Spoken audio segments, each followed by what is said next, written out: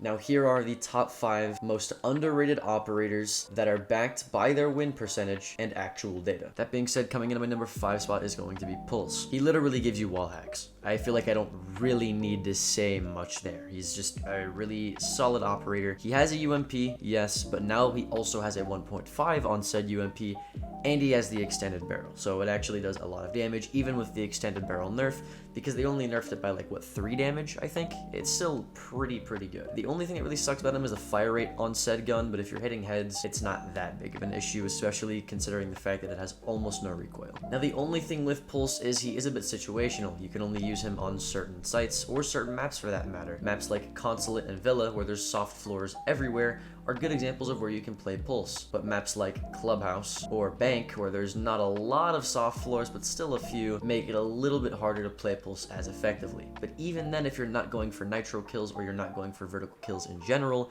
it's still free wall hacks. So, I mean, you can't really get much more straightforward with that. There aren't a lot of good Pulse players around anymore, but he used to be really good in the information meta that we had years ago. Just because he has the 1.5 and because his win rate is so high, especially compared to his pick rate, I had to put him in an underrated list just based off of the statistics. Coming into my number 4 spot is going to be Knock. Yes, I have the full mop skin, leave me alone. Now, if you've watched any of my other videos talking about the top 5 attackers or which attackers you should play, Knock has always been at least in the top 10 for me, and honestly should be in the top 5 for most people. Knock is an outstanding solo queue operator. Does she bring the best primary ability? No, all you do is you hide from information. But it's everything else that she brings and the way that you play her that makes her very good, especially in a solo queue environment. Number 1, Nook is meant to be played alone. If you play her alone, you drone yourself in, you take time droning, and you punish the enemies where it hurts, when it hurts, you will get a lot of value out of Nook. Not only that, but if you equip the silencer and the 1.5 on her primary gun is actually pretty good if you're able to control the recoil. Even with all of that, her main power actually comes from her secondary gadgets, her frag grenades. Not only because there's only 4 people in the game that have frag grenades now, which is very little,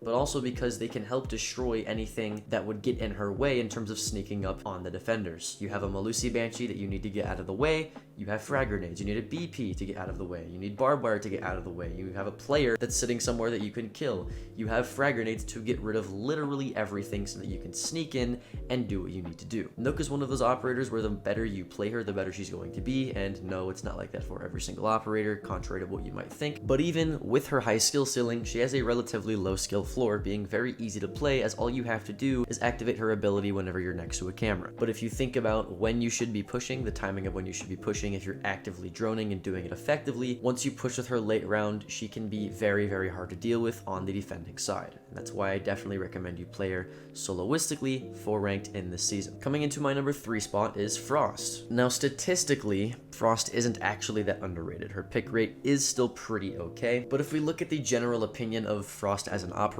we talk to pro players, good players, or just any player base that isn't really low rank, everybody thinks that she's just kinda right? Nobody really likes playing Frost. She's just kind of okay. But she's actually pretty good, and I'll tell you why. It's, again, like Knock, where her primary ability isn't what makes her good, it's everything other than that. 1, she has a relatively easy to control SMG with a 1.5 times scope that you could put an extended barrel on to get even more damage, just like Nook. 2, she has a secondary shotgun that can be used for sight setup, rotations, head holes, feet holes, or anything you would need to do soloistically to help yourself on the roam. And then 3, just like Nook, the one thing that makes her very powerful is her secondary utility, which in her case is a deployable shield. Deployable shields are super valuable, especially in this current meta where people are just running into the site. If you can use your shield to slow down people running in due to the pressure that shields bring because you peek off of them, it can be very powerful. That paired up with her 1.5 times scope, paired up with her sight setup with her shotgun, paired up with her very easy to use frost mats, she's just very easy to use, right? Like, she's just easy to get value out of. You can't really ever go wrong with Frost. If you put her traps in the most obvious of places, you might have somebody fall for them. If you put them in very hard to spot places, you'll probably get somebody to fall in them. Even if they're just shooting your frost mats and they're not falling into them, that's information you can use, right? So you're always going to get value out of her, even if it's not off of her primary ability, just like Nook. and that's why I put her in the number 3 spot. Coming into my number 2 spot is going to be Amaru. Now, Amaru, again, like the other 3 operators on the underrated list, is not seen at all as a good operator. Now, Amaru actually shines more when you have a team to play around her because you can use her in very niche substrats where you Amaru up a hatch and you plant the bomb. That's pretty much it. That's the only viable reason that you can play her in a stack. If you are going to play her soloistically, though, I do recommend you just run in with her hook and you get some kills. The easiest way to do this is to run her shotgun SMG-11 combo. Her shotgun just got buffed, so it does a lot of damage. I have tons of clips of me using the shotgun that I posted on YouTube and on TikTok. It's really easy to get kills.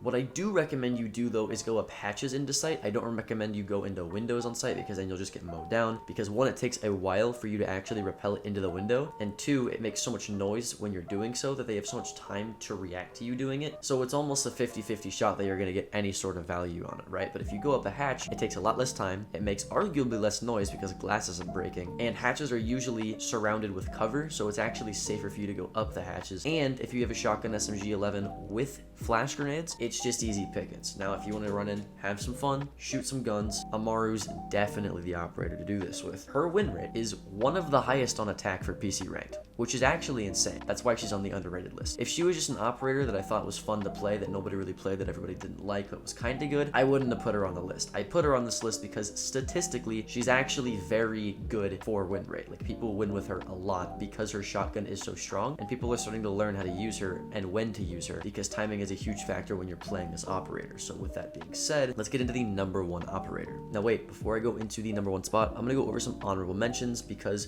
there are probably operators that you wanted to see on this list that couldn't make it, so let me list them here. Number 1 being Finka. Finka is actually still a pretty good operator. The reason that people don't play her is because they nerfed her LMG and they took away her frag grenades, but everything else that made her good still stands. So if you want to play somebody that isn't Yana and Ashe and you're getting tired of playing those operators, Finka's still pretty okay. I don't think she's as underrated as the other operators, just because when people say she's bad, they're typically right, unlike people like Pulse Knock or Frost. And the same will be said with my other honorable mentions, which I will list now. Blackbeard, another honorable mention.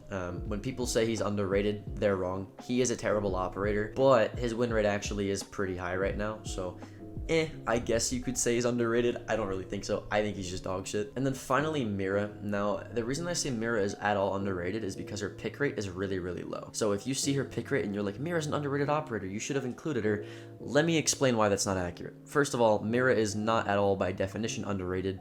At all, because everyone knows Mira is great. The only reason that she's underpicked is because 1, she's banned all the time, and 2, she's very situational. You can only play her on certain bomb sites. There are bomb sites like Hookah on Coastline where you can't play her because there's no place to put her mirrors where they're not going to get shot from outside, right? So she's not underrated, she's just underplayed because of the current ban system that we have in place. With that out of the way, I'm going to get into the number 1 most underrated operator in Rainbow Six Siege, which is going to be Rook. Now, this may come to a surprise to some of you, but if we look at his win rate and his pick rate, this won't surprise anybody. On PC, for Emerald and above ranks, which is pretty high ranks, he has the number 1 highest win percentage in the entire game. That means when people play Rook, they have the highest percent chance of winning. They have the highest probability of winning the entire round in the entire game, and it's Rook. I mean, that's just crazy, right? Rook, he's not a good operator. Like, I'll be the first to say it, he's not good. All he does is he puts down an armor pack and gives you a little bit of extra health. But that's not the reason that he does so well in this meta. The reason he does so well in this meta is because he has a 2x scope and a 1.5 on a pretty good weapon, right? And he's always going to be reliable because even if you die, his utility is going to be useful. Not to mention they made it to where you can self-revive with his armor packs, which isn't really good on PC because people actually hit heads a lot more on PC, but on console, which by the way is the majority of the player base, it's actually kind of powerful, I will admit. And he has proximity alarms for information, in case you didn't think that he could bring any of that. He can. And he has impact grenades for any shield operators or for site setup. So overall, I mean, if you just want to frag out, maybe spawn peek, maybe do some runouts, maybe hold really long angles in sight, or you just want to bring an operator whose utility is very, very easy to use and get value out of even if you die because you're not good at the game, Rook is your person because 90% of the player base are the types of people that I just described. Now, if you're not happy with the people that I put on this list, good, because it's an underrated list for a reason. It's meant to make people like you who've been playing the same 5 operators for the past 3 seasons mad because you don't branch out and try other operators based on statistics, which, by the way, all of this is based on statistics. I'll link in the description the designer's notes that I used to actually look up the statistics of the pick rate and win rate of every single operator for PC and console. So if you don't believe me, I got the numbers, motherfucker. Anyways, that's it for the video. Like the video if you liked it, sub to the channel down below. My name is Alka, and I'll see you on the next video. Later.